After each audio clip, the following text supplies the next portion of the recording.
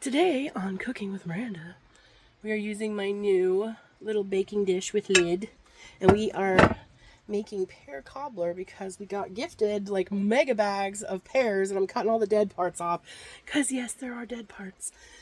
But we're using cornstarch. I'm using a YouTube video, cinnamon, flour. Just made a smoothie. We're drinking that right now. You need a little bit of milk, sugar, baking or cornstarch, and where's that other little dude? The baking, that stuff, baking powder. And it's gonna go in the dish and bake for like an hour.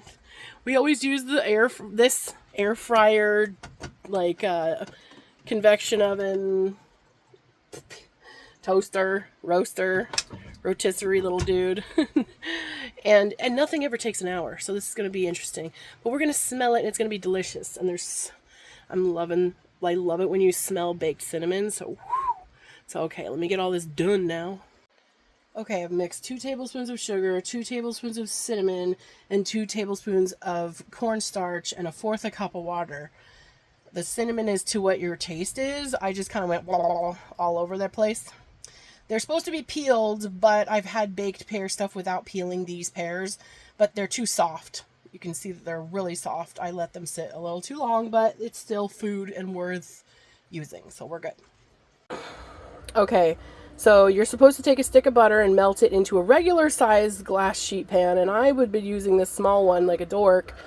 Probably not going to work out too well, going to bubble over and stuff. I might take half of this out. Dang it.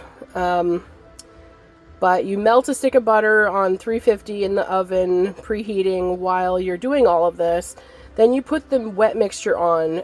You put the dry mixture on, which is 1.5 cups of flour, 1 cup of sugar, 2 tablespoons of salt, and then you mix in 1.5 cups of milk.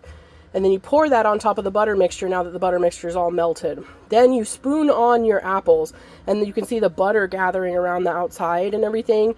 You can mix it if you want to, but they don't really mix it. They just kind of like make sure the butter's distributed. When I poured this in, the butter and everything kind of did go together. Obviously, there's not enough space. Probably going to take some out, but we'll see.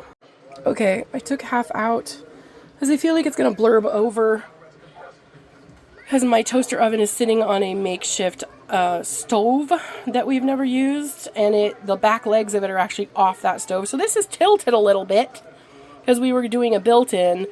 We took out the built-in stove, and then I got like all this space underneath there, but we put on the new burners and then stuck this on top of it, so it tilts. So we're going with this.